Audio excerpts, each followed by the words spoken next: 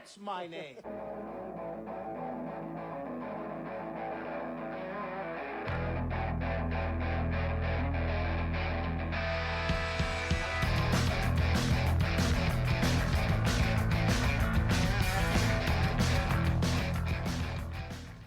Hey, this is Sharks Across Hollywood, and it's fucking Halloween. Yeah, I know you hate it when I'm meta, but I'm gonna get meta. It's not Halloween yet. It's fucking September, but we have to record these early because there's no way that I'm gonna be like, hey, it's the 1st of October. I'm gonna go ahead and record an episode and have it out 2 days later. No, it's never gonna happen. Also, we're doing this movie called Heavy Metal. I know a lot of people have heard it. You guys have heard us talk about it, and we have this constant argument. So I'm gonna do a little dialogue here with you specifically. Not you, the listener, you, the Rev, sitting across from me. What was I going to call you? I was going to say my 60-40 kind of hetero podmate.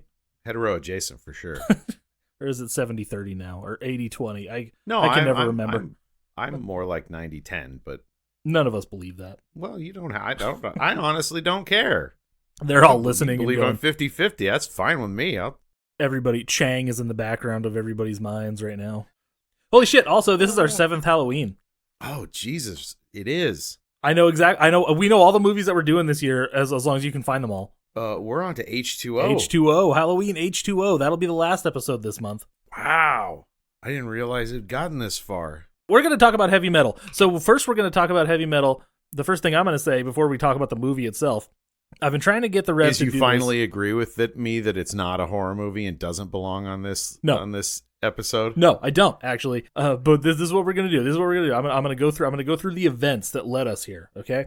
Okay. So I don't remember the actual events because I'm truncating stuff. It's the way it works.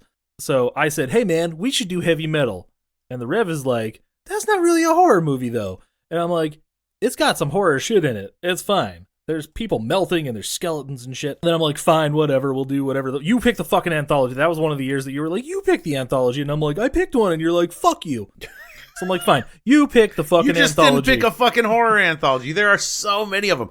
I have a whole stack of them in my house. It's 2 feet tall. Do you let me finish my goddamn story? Sorry. Okay. Go ahead. Here we go. I'm going to get to you in a minute. Again, you're the only other part of the story, so of course I'm going to get back to you. So, and I keep on pitching this movie every year. I'm like, let's do heavy metal. You're like, no, it's not really a horror movie. And then one year, was it last year? It might have been, yeah, it was last year. We did The Dungeon Master, which I'm like, that sounds like a horror movie. We get there, and I'm like, this isn't really a horror movie either. It has that one segment that's kind of horror-y, because it's about a serial killer and shit. And then you're like, yeah, I kind of fucked up there. And I'm like, right on, cool. And then I'm like, so we're going to do heavy metal, right? And you're like, yeah, it's not really a horror movie though. But I have the receipts somewhere. Okay? I have the receipts somewhere. You said several episodes later on the recording, I cut it out of the actual like episode release maybe. Okay. But you're like, dude, you know what we should do? We should do heavy metal for Halloween one year. Bullshit. You did the thing. Bullshit. And I'm like, wait, you said it wasn't really a horror movie, and you're like, no, but it kind of is, right? No way. You did. You totally did. And then I'm like, fuck you. So that was when I'm like, we're doing heavy metal this year. You cannot take it back. And then and then a couple weeks ago, you're like, so what are we doing for Halloween this year? And I go, heavy metal. And you're like, that's not really a horror movie. This happened. I need to find the fucking recording, but it's going to be really hard to go all the way through all those recordings that we've done. Oh my god! You know what? From what I know of myself, I have to admit that Rachel happened to be sitting next to me. Yeah, that's probably exactly how. Rachel was like right next to me when I got your text back saying that, and I'm like, this motherfucker. Then I went through all the events with her too.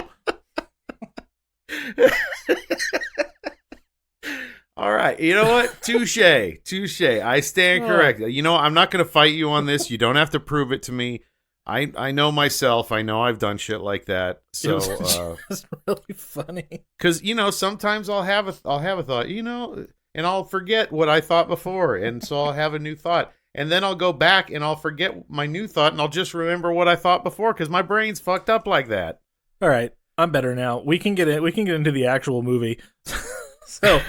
So this, So I guess I can't argue with you anymore on this episode. well, you know what? Now you don't have to, because we're done after this. We don't, not like we're done, we're not breaking up, but we're done. We don't have to do heavy metal ever again. We could do heavy metal 2000, but we won't do it for Halloween probably.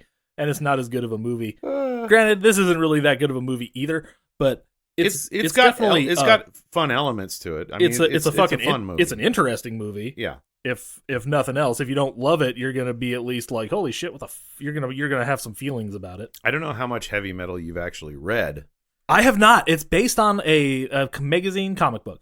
Yes, kind of a mix of the two. Or yeah, something. it's sort of a sci-fi fantasy art book. I mean, that's how it's billed, so that it doesn't get labeled as pornography, which it also which is. it halfway is. It's half pornography, very artistic pornography. I will give it that. And the art is cool. They all look like metal album covers or like comic books. Especially like later on, they look like, you know, the Max and stuff like that. Yeah. Those comics. There's a lot of covers that I'm looking at that kind of look like that. Yeah, a lot of the artists who did covers for, you know, like the Max and stuff like that, as well as some of the better comic covers and stuff. They've done work for heavy metal as well. Heavy metal is a really interesting magazine in that I haven't read a lot of it, but I do like what I've read. It's very trashy, you know, in the... you don't say. The fact that it's only sold to adults, I understand, but it really is meant to appeal to like 14 to 17-year-old boys. Yeah, it's like it's the ECW of comic books. Yeah. That's what it's for. Like it's really...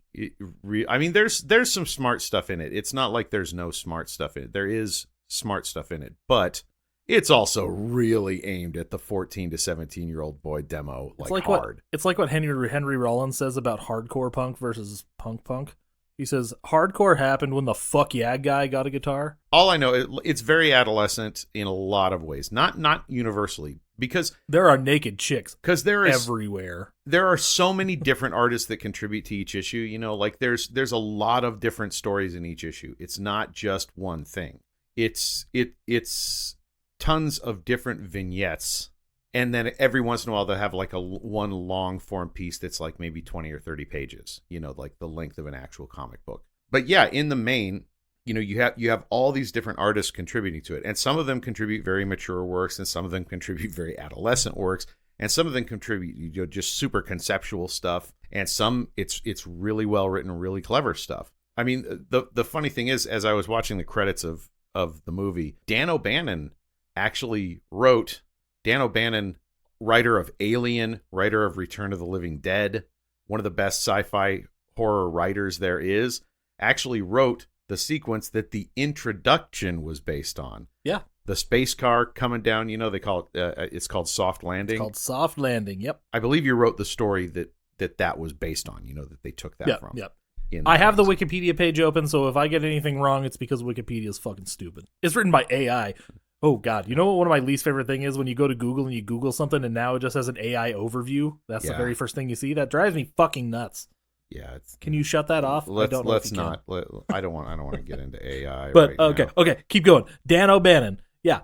So this sequence is actually really weird looking. It like looks really cool. It's all rotoscoped. We've discussed rotoscoping before, haven't we? Yep. Yeah. So it's all rotoscoped, and it's rotoscoped really well, but it does look, it's got that particular look that rotoscoping has, which is kind of unnatural for animation because it's so close to reality. Yeah, this one was like, it's an uncanny valley feeling a little bit. It is, very much so, yeah. But it looks really cool. I still like it. It's not ugly like a lot of the animation in this. This is an uncomfortable movie to look at a lot of the time. Yeah, a lot. The animation is, there's a lot of leaning into the sort of R. Crumb style of art in the animation. I don't know if you're familiar with R. Crumb's work. I've definitely heard of it. He's not there. He's not famous for making beautiful people. That's for sure. He makes these kind of interestingly ugly pictures. Okay, I'm looking some up. Jesus Christ. He's a great artist. He really is. But no one would accuse him of making anybody artificially beautiful. If anything, he leans more into the grotesque. For the listener, I don't know. The Rev saw me just like peeking around my microphone trying to figure out what the fuck I'm looking at on this R. Crumb's Comics and Stories cover. I'm going to turn it around and so I can see it. Yeah, what the fuck is going on? Oh yeah, okay, all right. So it's a picture of a lady who's very R. Crumb in style, which is R. Crumb. R. Crumb likes them big. But her clothes are also very tight fitting, also an R. Crumb signature. And there's a bunch of little creatures crawling under her skirt and apparently into her vagina. Okay, I was not crazy. Okay. Yeah. Yeah, I don't know what they are, and I don't know what that is. I don't sorry, know how much I want to look at it. I maybe should have mentioned that she's sitting on a stool with her legs spread, and there's like a little stairway going down from the stool that these creatures are ascending under her skirt. And that, yeah, it looks like they're walking into her vagina like it's a movie theater. Did you know that the comic originally started in France? Yes, it was called. I don't know the pronunciation, but it's spelled Metal Hurlant. Apparently, it means. Oh God, where was it? It's probably like Ulan or something like that. Metal Ulan. Oh, it means howling metal. Okay, I can dig that. Though somebody translated it as screaming metal. But this is the National Lampoon guy went overseas and said, "Hey, I want a European National Lampoon magazine. What the hell is this thing?" Referencing this heavy metal magazine or Metal Hurlant, whatever. And sounds like it should be German.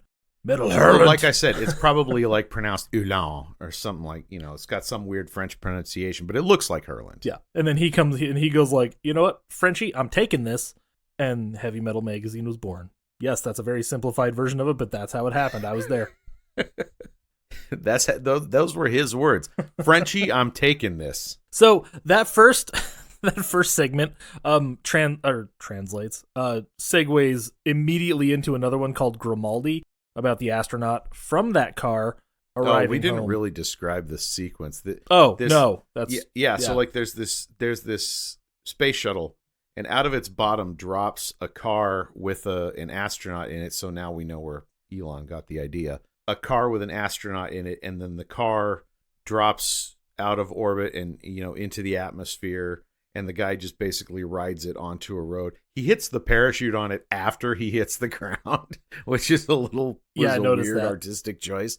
But and then he just drives himself to this little house, and that's where we get into the next sequence. He gets out of the car, goes inside, and he has his daughter. He has a daughter, and it's just his house in the middle of fucking nowhere. It's weird. Just this little girl runs down. She's like, "What'd you bring me, Daddy?" And he's like, "Fucked up shit." It's like, "Oh, nothing, just the sum of all evils."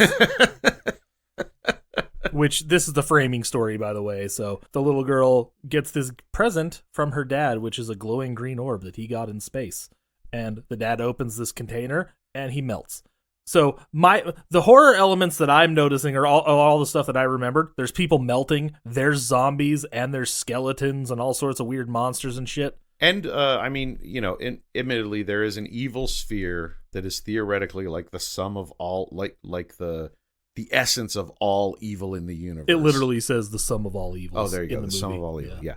So, and it's tormenting this little girl by showing her stories. It's the Lochnar. So this movie is also so Canadian. Well, I mean, like I said, it's the entire cast of SCTV. Yeah, in this fucking thing. John Candy, Eugene Levy, Harold Ramis, and John Candy is, like I said, like 7 characters in this movie. Yeah. So the next one is called Harry Canyon, and this one is like Taxi Driver, but Taxi Driver meets Repo Man because of all the melting people and the weird shit going on. That's closer. And there's aliens. But I would liken this closer to a Dashiell Hammett style, or maybe more of a Raymond. Is it Raymond Carver or? I can't remember. Anyway, this is more like a noir story, like a detective story, about a guy who meets a dame who's in trouble and he's got to help her out, and except it's set in 2031, so 7 years from now. Right? So yeah, all this weird shit's gonna happen soon. Yeah, I'm pretty stoked. I can't wait until illegal aliens are actual aliens. Basically, he sees this girl getting kind of roughed up by these dudes, and she gets in his cab. His cab also has like a button where if somebody's an asshole to him or tries to shoot him or something, he like flips this thing up with his toe and pushes the button, and then they get melted by whatever it is. And he has there's a lot of people getting melted in this movie. His glove compartment is just filled with weapons that he took from people. That he takes off of these people who try and rob him. So, he meets this girl and he's like, I'm going to save her. Normally I don't get involved in shit, but she's hot, so I'm going to do it. And, they get together, they fuck. She's like, hey, I'll give you some money. We'll split the money and shit. I love the sequence where they go back to his apartment and he's like, yeah, you can sleep on the couch. And then he goes to bed. And he is the grubbinest, schlubbinest looking dude you ever saw. He's got like some male pattern baldness going on. And then she comes into his room and she's like, do you mind if I sleep in your bed? Drops clothes, jumps on top of him, starts making out with him. He's like, I guess I really turned her on. Like, yeah, this is definitely aimed at the 14 to 17-year-old mentality. Yeah. If this wasn't made for teenage jack-off material, I don't know what was. No, this is wish fulfillment. You're a schlubby piece of shit who's driving a cab, and this super hot lady gets in bed with you. Yeah, and you don't have to drug her. Like, admittedly, like I'm sure a lot of schlubby alternative art or counterculture artists of the day were driving a cab in their spare time because they can't make ends meet on their contributions to Metal Hurlant. It's funny. That's so fucked up. Eventually, though, it turns out that there's aliens that are trying to buy the Lochnar. The Lochnar shows up in all these stories. Yeah. And basically, he's tooting his own horn. He's like, I'm evil, and I make people do fucked up shit, and these are all the stories of me making people do fucked up shit. That's basically his thing. I mean, it's the most tenuous of narrative devices I've probably ever seen. Look at how evil I am. I'm so evil. Check this shit out. Again, a 14-year-old. Yeah, no, it really is. And, so eventually it. We're talking a lot of shit, but it is pretty fun. It is fun. I like this segment. Okay, this one's pretty good. So it goes. Eventually, one of the aliens gets in his cab after she kind of took off, and he's like, "Yeah, we're aliens, just so you know." No, he didn't say he was an alien. He said there were aliens who were interested in buying it, and it's a fair price. So, just tell her, don't fuck around with me. Just deliver the goods, and we'll give her the money, and blah blah blah. And then he gets out. His name is Rudnick, by the way, the bad guy who looks like his face is already melting. Yeah, the art in this is really good and really grotesque, because everybody just looks greasy and grubby. And of course, the city does too. And the city looks the art is very cool in this. The Rudnick guy gets melted by the Lochnar because that's what happens to people when they look at it. No, when they touch it. Like, he took it out of its case and touched it. Don't touch it. It was in a case. And then, she was gonna sell it to him, and she did, so she got the money, and then she's gonna split it with Harry. And then she's like, never mind. She points a gun at his face and she's like, get the fuck out of here. I'm fucking taking all the money. He's like, God damn it. So he fucking disintegrates her with the thing, and he's like, well, whatever, I guess. What does he call it? A 2-day ride with one hell of a tip. Yep. And that one's done. That one's pretty cool. We can move on. Very noir, that one. We can move on to the probably what is the most popular one, because this is the one that I hear everybody talk about. It's called Den, and based on the character of the same name from the Heavy Metal magazine. And he's basically a John Henry looking motherfucker, and he's just big, dark, bald, sexy, huge dick. Yeah, that he's not allowed to show, and so he has to pretend to be embarrassed. He's voiced by John Candy. John Candy doing a John Candy and giant voice. It is funny because John Candy's voice is kind of like this, and he's so perfect for the opening character who's just this teenager, and he's like voiced it, and then he's like this for Dad. But it's still John Candy. It's still John Candy. They didn't change it up at all. I mean, he drops his voice, but is like, "Come on, dude, we can all tell it's you." In the comic, he was naked the whole time, but they were like, "Oh, we gotta, keep an R rating." They were very squirrely about dicks wangling about back then. But yeah, all the chicks can be naked. So a lot of bush in this movie. Yeah, this one's about a nerdy kid who finds a green meteorite outside of his house. All these stories are just like, hey, this is a thing. Okay, I guess we're doing things now. That's all the stories. Like I said, it is the most tenuous narrative device ever. The best setup one is probably the last one. Had the best story. The last one definitely feels the most cohesive. Like it has a beginning, it has a middle, it has an end. Yeah. The rest. I mean, and this one does too. I think this one is, but this particular one is not very well written. This is like some real wish fulfillment shit. Oh yeah, first off, nerdy Canadian kid becomes giant, huge, muscular black man with monster Martian cock, who women just throw themselves at. You know, I mean, this is deep wish fulfillment shit. Yes, and the very first thing he does is rescue this hot chick who gets thrown in the water by these weird dudes worshiping something called Ulutek, which is like this monster that lives at the bottom of this pond thing. And and he's like, what he literally says, what they do that for? And then he dives in the water and grabs her, and he hauls her, like he swims under the water with her out of the pond through this underground tunnel. Shocked she didn't die on the way. Oh, and how they get around the dick thing, they added a line that they didn't originally have, like in the comic and stuff. They added a line where he's like, I'm not going to run around this place with my dork hanging out. This was 1980. So yeah, he saves this chick. She doesn't die. She shows her gratitude by fucking him, of course. But they don't get very far because bad guys come and he's like, God damn it. What the fuck? And then they take him to this immortal, very gay coded, no. dictator guy. His name Ard. Is that it? Is it Ard? I can't remember any of the names in this except Tarna. Yeah, Ard. Ard is his name. Anyway. And he's like immortal and shit, yeah.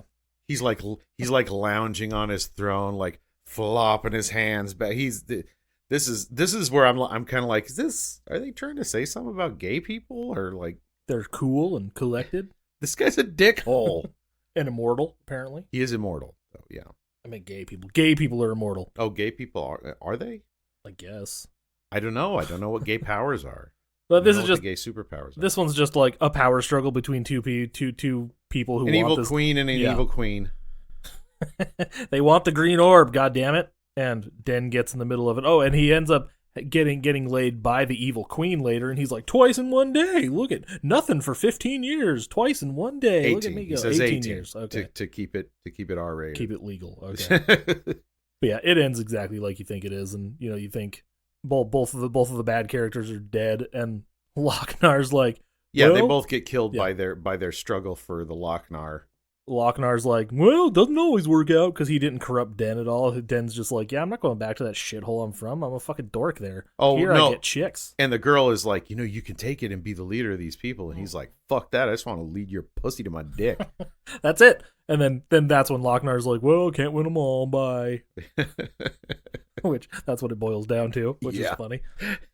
That's why I say it's a tenuous connection on this one. It's like, was that really supposed to scare the shit out of this little girl you're showing it to?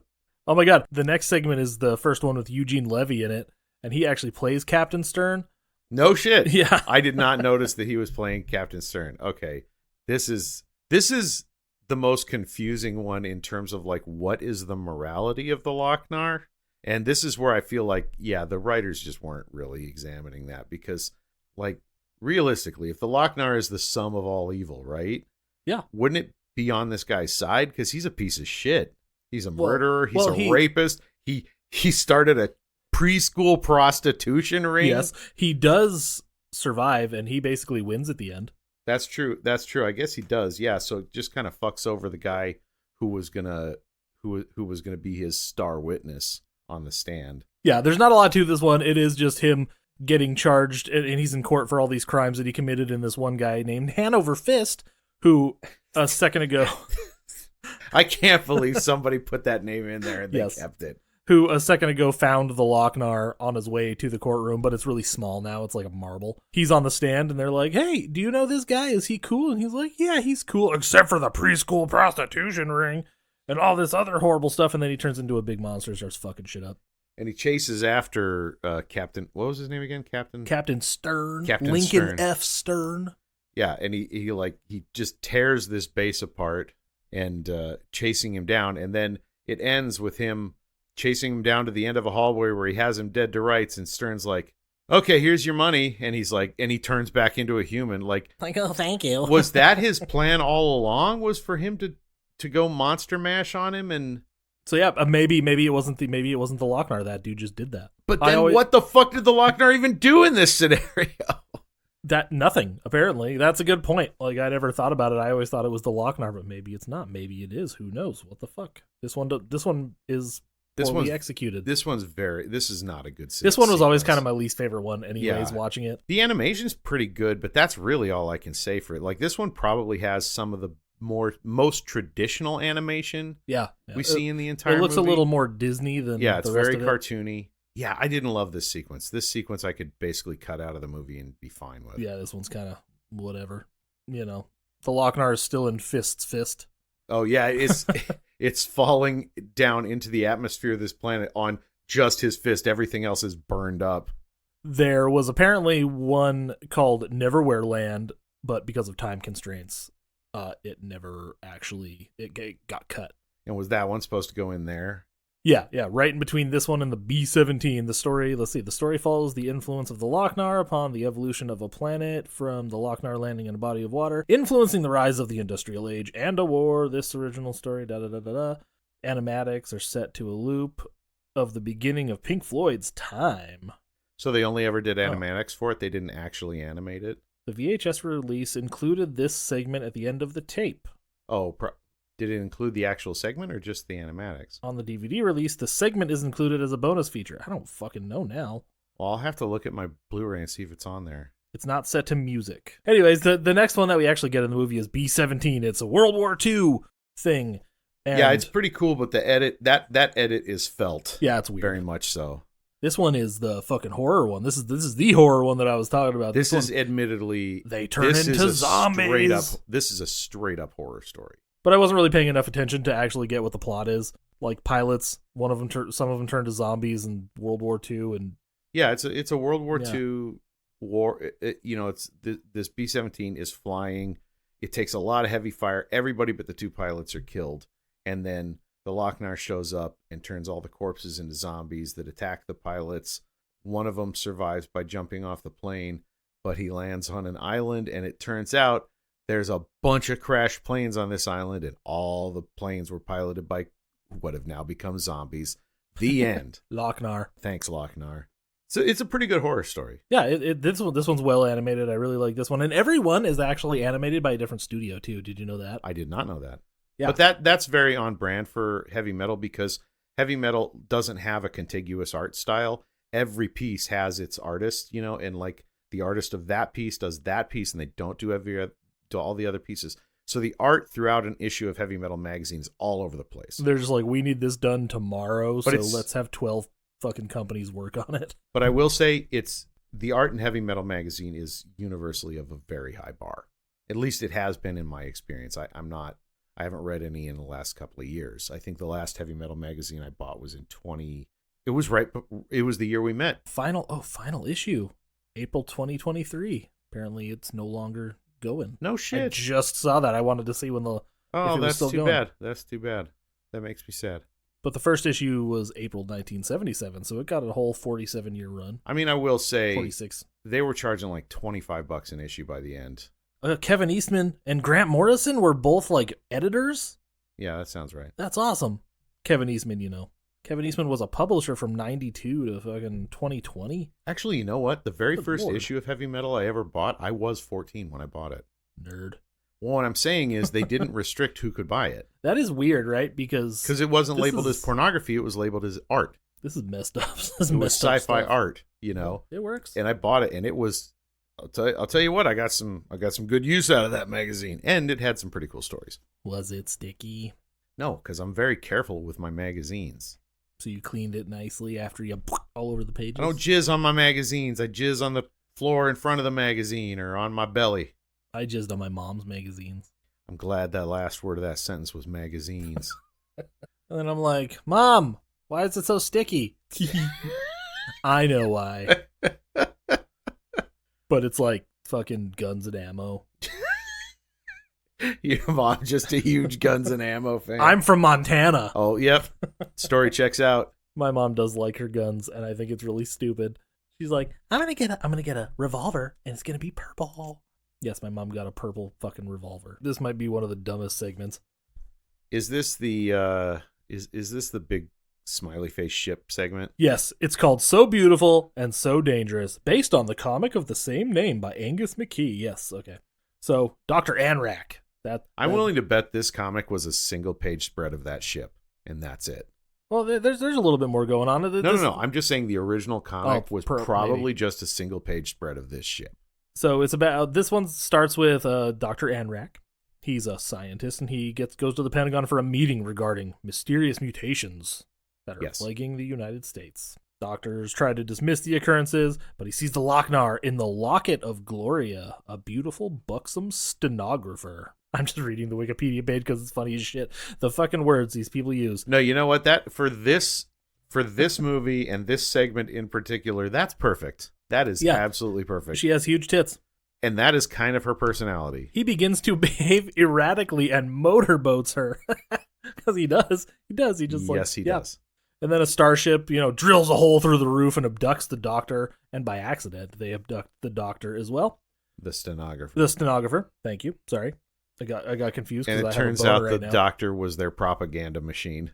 Oh yeah, that's why it's like, I'm like, wait a minute, what is happening right now? Because he like falls apart when they shoot him out of the tube. And I'm like, wait, why isn't there any blood? Oh, because he's not a person. He was a robot. And then there's lots of robot sex and weird shit. And this is where there's some robot sex. Roger Bumpus and John Candy are in this one. No, wait, no, not Roger Bumpus. Sorry. No, it's Harold Ramis. Yeah, Harold Ramis is Zeke. There we go. Yeah. One of the weird alien guys. Harold fucking Ramis. Yeah, no, this is Harold. I'm pretty sure this Harold Ramis and Eugene Levy are the two alien guys, and then Edsel. Yep, there he is. And then Candy was the robot that bangs the stenographer. Yeah, fucking John Candy is getting all kinds of ass in this movie. Oh, he played two cops in the first segment. Yes, and then he played Den, and then he played the robot. It's 4, and I'm pretty sure he's got at least one more credit that I'm not thinking. He probably does. There is one more segment after this, I believe. And also the two aliens are just doing like space coke by the kilogram. It's called Plutonian Nyborg, and they're driving, and one of them's like, "Do you think is it safe for you to be driving this thing, man?" And he's like, "Yeah. The thing about being stoned and driving is you just gotta kind of let your hands do the work." No, he's like, your reaction, your perception is shit, so you just let your hands do the work, man. So that's Harold Ramis who said that, by the way.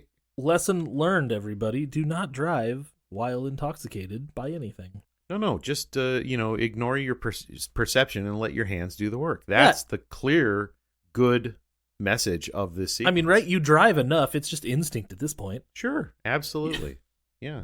That's not why you don't need your perception. I don't think drunk driving was illegal yet. No, drunk driving. Depends on where in the U.S. In some states it was, in some states it wasn't. This is Canada, though. Oh, yeah. Oh shit! I'm not sure when Canada did it. I do know that in the 80s was when they were having the when it was starting really hard. Yeah, like they were, certain states and cities and stuff were creating drunk driving laws in the 80s. And then all the hillbillies are like, "You can't drink when you get off work." Did you watch that? I saw that video that was going around. yeah. Like, Jesus Christ. And they all have those cousin fucking accents. Yeah, and the dude's like, "I don't understand. I want to get a couple of beers after I have a good day." And he's sitting in his truck drinking as he's doing the interview. No regard for other people when you're brain dead because you can't fucking drive. Like, we're pro-life, though. I can say that about a lot of things. We're pro-life, but we don't care about this.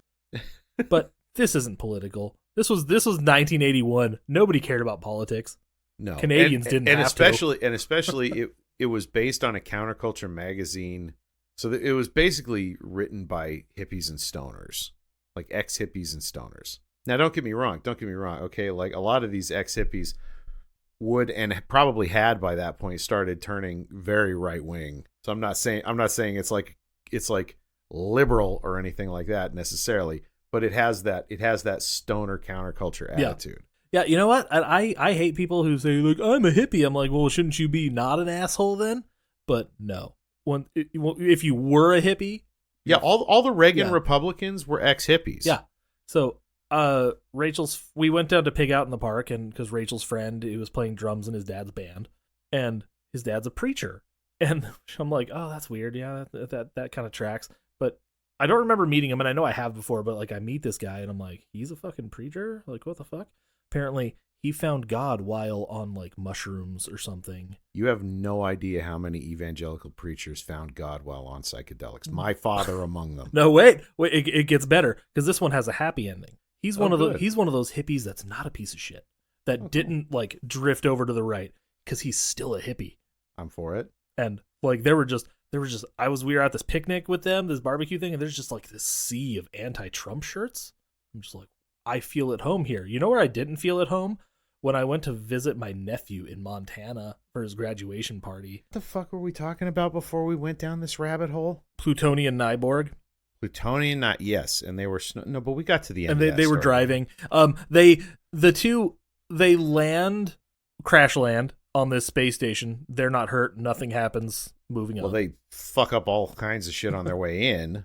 Oh, and it's all like fender bender shit. The crash scene is accompanied by heavy metal by Sammy Hagar. Yeah, the definition of heavy metal kind of sucked at this point. Some of it was cool, some of it's not. Some of hair metal hadn't happened yet, guys. Yeah, hair metal hadn't happened. Neither had like what would come to be known as heavy metal by the late 80s of like Metallica and Slayer and stuff. Hey, Metallica was getting there. I'm not saying they didn't exist. They may have existed in 1980. I don't know. According to VH1 Behind the Music, they were too punk for the metal clubs, too metal for the punk clubs. I'm like, that's not true at all. I don't know what the fuck you're even talking about. I remember them saying that. And then they went back to their roots, being fucking assholes. That's just something that gets said in every VH1 Behind the Music. It does. And sorry, Metallica's not assholes. Yes, they are. I don't fucking know. Anyways, I just watched The Big Lebowski the other night, last night, and Lebowski says, "Oh, it was a roadie for Metallica, Speed of Sound tour."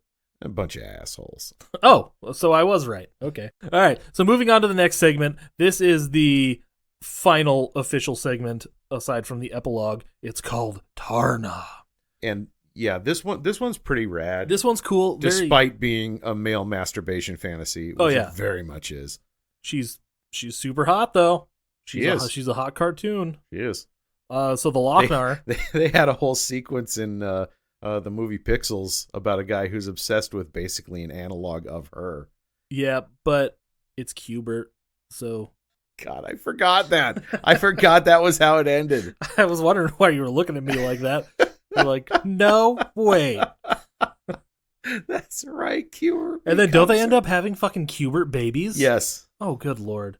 God, see, that movie's not as bad as it probably could have been. No, not nearly. It's not good. No, it's not good. But it bums me out that it's not good, though, because the idea behind it, the CGI, the way they put the video games in there, they all look so cool, and it looked like it should. Like there's something about that CGI in that movie. But there's something I really enjoy certain elements of that movie quite a bit. Just, did it have to be a Happy Madison production? That's the issue. That's the issue. I've heard so many like rewrite, things that people would do to rewrite the movie and make it better. I'm like, that would have been so much better. Make it like a Goonies kind of thing.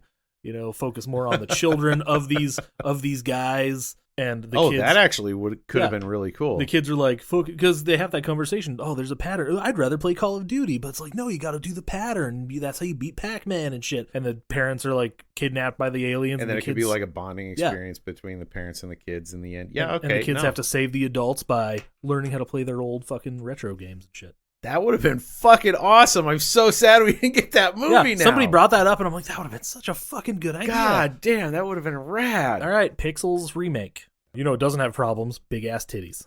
That's true. Big-ass titties are pretty much universally awesome. I can't think of a scenario where big-ass titties weren't awesome.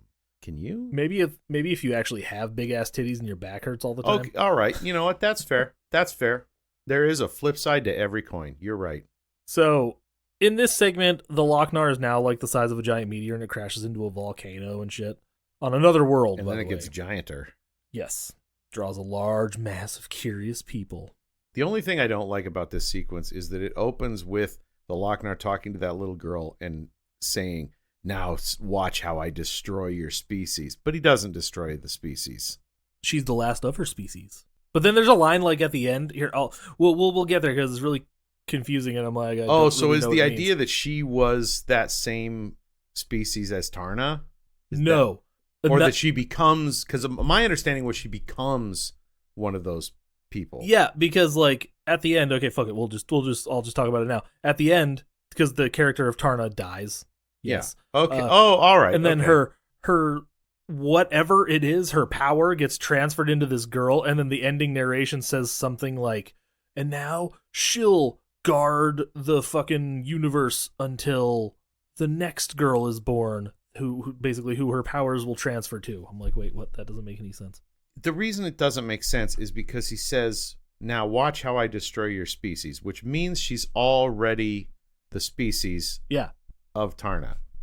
But that's not what the narrator says at the end.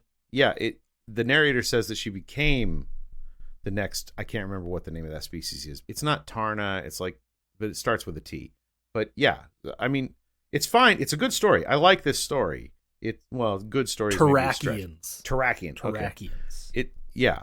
So like she becomes a Terrakian. Maybe it was because the dad's an astronaut and he was like fucking aliens or something? Oh shit, I don't know, dude. Now this is going to open up a whole new thing. And if you watch Heavy Metal 2000, I'm pretty sure it doesn't like continue her story. Like, well, that would seem like a waste if they don't. The main character is a woman warrior person. Yeah, but it's not her. But it's that gal from all the Olivia. There's this artist from the 80s or in early 90s named Olivia. She did like this erotic art, and she liked this one particular model who is the model on the cover of Heavy Metal 2000. She's the model that the painting was based on, and the character, my understanding, is based on Olivia's art of her. But I could be wrong about that. I could be misremembering, or maybe I just came up with that myself or something. I don't know, because I know her from that art. She was in an issue of Penthouse I got a hold of when I was like 12. You would, pervert. Yeah, I would. I'd do it again. God, the fucking links you had to go to back in the day to look at naked chicks. I had a buddy. You fucking earned that shit. I had a buddy who was really good at shoplifting, and then I had to buy the magazines from him. Kids were gross, and especially you, little Jesus freak, doing naughty things. That was between. That was between my adolescent. My parents raised me on this, and my 13-year-old sort of conversion. Oh, okay. So you guys weren't quite there yet. No, I moved in with my dad, and that was when I actually started taking religion really seriously. Oh, was when I moved in with my dad at 13. Before that, I had like that child's, like way of looking at the world, like, well, they say this is right, so it must be right. Yeah, might as well. And then I, like around 11, I discovered, 11 or 12. Yeah, it was like for 1 year, I discovered Nirvana and Ozzy Osbourne and Metallica. That was a great year for music. 1991, and then you're clutching your pearls 5 years later. And then I was like, yeah, and that for that year I was like, I think these guys are full of shit. And then I moved in with and then my mom panicked because she found Metallica's Black Album and read hidden in my backpack and read the lyrics, and she lost her fucking shit, and she sent me to live with my dad, which I know, like, that was hard for her to do, but she believed it was the right thing at the time. And maybe it was. I don't know. But you're moving with your auntie and uncle in Bel Air. We can't have you fighting. Yeah. So I moved in with my dad, and then I really got religion, which I don't necessarily consider an entirely bad thing. There were bad elements to it, but there were good elements to it. I moved away, and now I'm like, you know what I think I might do? I do miss the community. I might get like a bumper sticker for my guitar that's the Sigil of Satan. Because it looks cool. I'm going to sneak into your house and I'm going to put it next to you while you're sleeping. I'm not afraid of Satan. Wouldn't it be funny if you didn't know, though? And you're like, oh, what the fuck? So either Satan's coming after you or there's a homeless guy living in your attic who's just trying to fuck with you. So, okay. Both equally plausible. Fucking Tarna. So the idea behind the Tarakians is that they made a deal or something with these people. Not these people specifically, but is it kind of like if they're summoned by somebody who needs help? Oh no, they did make a deal with these people that are like looking at the volcano, being all freaked out because this group of soldiers got turned into these evil barbarian things. It's like a civilization of like these scholars and pedophiles. Don't tell me that bar the door kid didn't have fuckboy written all over him. Oh, 100%. Basically based probably on, like something between, the Athenian scholars and the Spartan warriors, that was probably the inspiration, would be my guess. They got the monsters at the gates, and they're like, we must summon them. One Tarnan, Spartan, Tarnan, Tarakian. Yeah. But yeah, so if a Tarakian is summoned by these people, it has to come. They don't have a choice. They're just not allowed to not. And I don't know if that's like. However, Tarna definitely takes her sweet ass time. Oh yeah, because she's sexy. She's got to get dressed, man. Oh my god, that getting dressed sequence, that is pure jack off material. Yeah, it kind of reminds me of like the dude who did Aeon Flux. Definitely watched this movie a lot. Definitely, yeah, 100%. Yeah, so fucking Tarna. She goes there. She's riding this cute little monster guy who kind of reminds me of the creatures you ride in fucking Golden Axe. Oh yeah, a little bit. He's way more adorable than the one on the cover of the movie. Yes. They softened him up a lot for the animation. And this thing like dies. Well, Tarna dies too, so. Yeah, everybody dies. Yeah. She saves the day though. Fucking, let's see. Tarna is thrown into an open pit, unconscious. Her mount escapes and rescues her. She tries going for the Lochnar, but the mutants pursue and shoot her mount down. Oh. The mutant leader faces Tarna in a duel to the death, wounding her, but Tarna manages to kill him. I don't think she ever says a word, does she? She's a mute, yeah. This is so male fantasy. With the last of their strength, Tarna and her companion make a death flight to the volcano. As they approach, the Lochnar warns her off, claiming that sacrificing herself would be futile. Ignoring the Lochnar, Tarna unleashes the power imbued in her sword and dives into the volcano, destroying the Lochnar. So that's the end of that. It's pretty metal. It's a lot longer than that. It's like 30 minutes. Yeah, this is the longest segment in the whole movie. And it's cool. It looks really cool. The animation here is actually really good. The rotoscope, they rotoscope her getting dressed, which is kind of interesting. They rotoscoped a lot. Most of this stuff, but I'm like, no, I kind of want to see that part. I want to see the non-rotoscoped, if you know what I mean.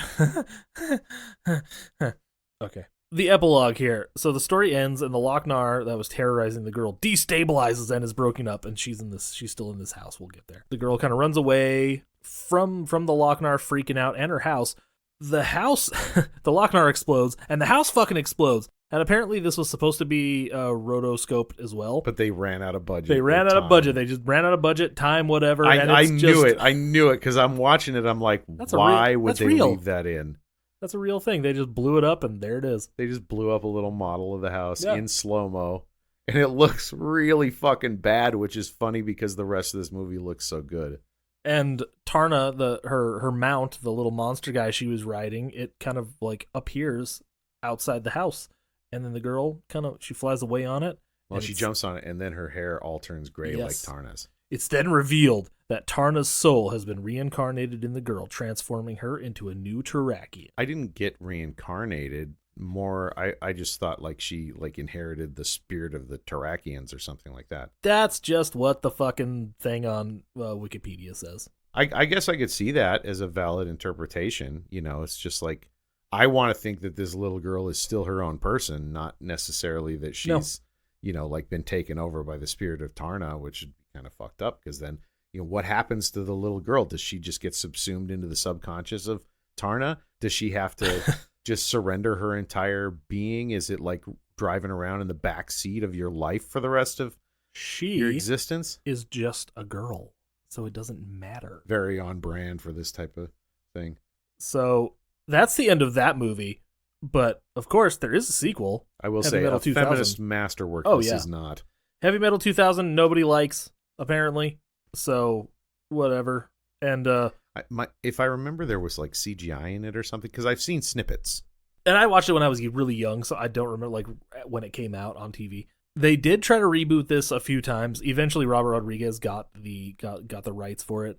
And while we didn't actually get an official reboot of this thing, the reboot was released, but it's just not titled Heavy Metal. It's titled on Spine of Night. It's on Netflix. It's called Love, Death, and Robots. Oh, really? They did it as Love, Death, and Robots. Love, Death, and Robots is pretty good. But I will say, if you like this movie, you should check out Spine of Night, which is fucking awesome. Spine of Night is what I wanted this movie to be. And don't get me wrong, I really liked some of this movie. Some of this movie was total bullshit. Some of this movie was just okay. Some of this movie was fucking rad. Spine of Night is just fucking rad. Do you want to get into the final? Let's get into the final thoughts about Heavy Metal overall. Okay, let's tear this motherfucker down. I don't know if I like this movie, but I know I don't hate it. I do like this movie, but it's not an overwhelming, like it's middling. This is a 3 out of 5 for me. I did enjoy it. I would watch it again, but not soon. And I would probably skip a couple of sections. It's definitely one of those movies where in a few years I'll be like, wonder if I like it. I wonder if I like it again. I liked that first story, the taxi driver one, and Yeah. I liked Tarna's story, and I like the B-17? B-17, yep. I like that story. The story about the 2 stoner pilots, and especially the story about the major, whatever, the Captain major Stern. molester. Yeah, Captain Stern. Fuck both of those sequences. Fuck Captain Stern especially. The other one I could skip. I really didn't. I didn't enjoy it much. So beautiful and so dangerous. Yeah, one. it was more like so middling and so unremarkable. But titties. It does have, And titties. they were shaped like I'll give it flowers. that. Her I areolas. I don't hate titties. There just wasn't much going on in this sequence that was interesting. I don't find aliens doing giant rails of coke to be hilarious. Well, who else And was doing giant rails of coke? I feel like they were leaning hard on how hilarious you would find it that these aliens are doing giant fucking like snowblower rails of coke. That's just because everybody else who was making the movie was definitely doing that at the time also. Oh, 100%. Yeah, absolutely. No, they weren't. No. Allegedly. No, there's no allegedly. It was the 80s. It was the 80s. It was 1980. They were doing pounds of the shit. Fuck yeah. So, you know what? I'm happy. I'm happy. We finally got to do heavy metal. I did have fun watching this. We get to not argue about it anymore. I guess not. Fuck, man. Next year, for the anthology movie, we'll do Fantasia. What? I was trying to think of a non-horror anthology-ish movie, but I don't know any. Anyways, okay, fuck it. I'm trying to think. I'm going to derail the whole thing. Oh, The Ballad of Buster Scruggs. Oh, is that an anthology movie? Yes, it's a Western anthology. I did not know that because I have not watched that And one it's yet. got some horror elements. There's a dude with no arms and no legs. That's fucking scary. All right, good. Fuck heavy metal. We're done. No, heavy metal's all right. You should go watch it if you're into, especially if you're into like that Ralph Bakshi kind of shit. Yeah. Also, adult animation, essentially. Yeah. If you enjoy that, there's definitely stuff to enjoy here. Like I said, not a feminist movie by any stretch of the imagination. Definitely doesn't pass the Bechdel test. I don't think there's a single woman in this movie who isn't used as a prop. Strictly used as a prop. But like, at least Tarna's kind of a heroic prop. But yeah, she is. All right. I'll give you that. Tarna is a hero, but boy, they did as much as possible to make sure she didn't have a personality. Having said that, there is stuff to enjoy here. Just don't look for too much depth, I think. No, it's eye candy. It's just, but it's ugly eye candy. I don't know. It's really hard to explain because it's like I said I didn't like it, but then I thought about it. I'm like, I don't hate it. I don't love it. It is a movie that I probably will end up watching again some years down the line. My ex-wife had a term that she used, which I can't really, there's no point in me saying it because it's in a different language, but the gist of it was stylish ugliness. Oh, it's definitely stylish. Yeah. It's very purposeful, I think. Yeah, it knows exactly each sequence knows exactly what it's trying to be. And in that respect, it does succeed. Not every sequence is what I want it to be. And so in that respect, it fails. Not universally, but it does. I'm going to say it fails 2 out of 5 times. So it's still on the side of majority good. You still get a passing grade. But I'm never going to rave about this. Yeah, no. It's another movie that is it's more fun to watch people watch. I could see that. Yeah, I could see that being because it's so entertaining. weird. But yeah, that's it. Heavy metal. We're done. Fuck it. Week 1 of Halloween. This is a movie to leave. This is a movie to leave lying around for when your 14-year-old nephew visits. Yeah, exactly. So I think that's good. Do you want to plug your bullshit before we go away? Yeah, at Samuel Mance, and also check us out at the Shark Pod. Check Andrew out at Not for Nothing Music. That's it. And that's all of our links are available on the at the Shark Pod Instagram page. So find us there. The Shark Pod. I just danced, and I have my capo on my finger for some reason. Why you felt they needed to know that? Follow us on everything at the Shark Pod. If you also want to give us money for great bits just like that. I don't have a capo on my finger in any of the Patreon episodes, but, I could put one on my dick instead. You could imagine him with a capo on his finger. You could. Patreon. He never says he doesn't have a capo on his finger during those episodes. True. So you can go ahead and fantasize whatever you want, folks. Patreon.com/sharksacrosshollywood. We have all sorts of bonus content there. I say bonus content, but it's just like more episodes of other stuff that we're just not going to talk about on the main feed. We may eventually start posting. I'm sure we will eventually start posting shit there again. We've been sort of taking a hiatus there this year. Anyways, I think we're done. We should probably go before it gets any weirder. That's probably good. And my pants come off or whatever. We'll be back next week, whatever, at some point within the next week or two. We're going to do a little weird movie called Resolution. I'm very excited to both rewatch and discuss this movie because it is a favorite of mine. Do you want to give Benson some more head? Huh? See what I did there? All right. Get more gems like that when we talk about Resolution next week. You lucky pieces of shit. All right. So we'll be back. We'll be back soon. It'll be fun. But until then, stay jawsome.